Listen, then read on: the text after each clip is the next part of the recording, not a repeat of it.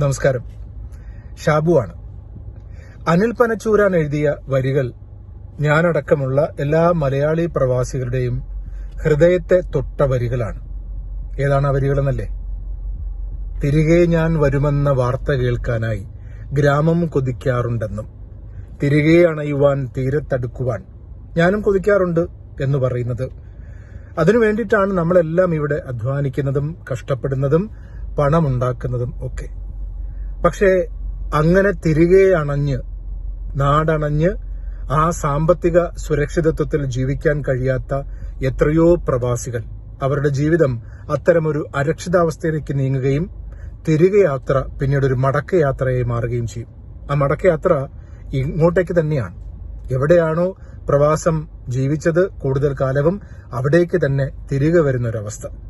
അപ്പോ അവരുടെ മനസ്സ് നിറയെ വ്യഥയായിരിക്കും. കാരണം ആർക്കു വേണ്ടിയിട്ടായിരുന്നു ഈ കഷ്ടപ്പെട്ടതൊക്കെ? താൻ ഉണ്ടാക്കിയതൊക്കെ മിച്ചം പിടിക്കാൻ സാധിച്ചില്ലല്ലോ.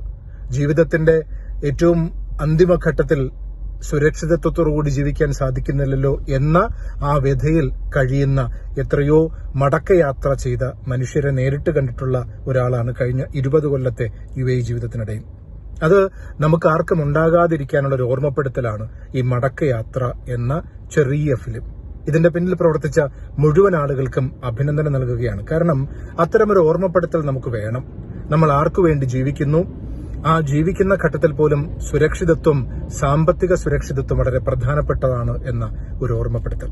അപ്പോൾ ഒരിക്കൽ കൂടി ഇതിന്റെ അണിയറ പ്രവർത്തകർക്ക് ആശംസകൾ.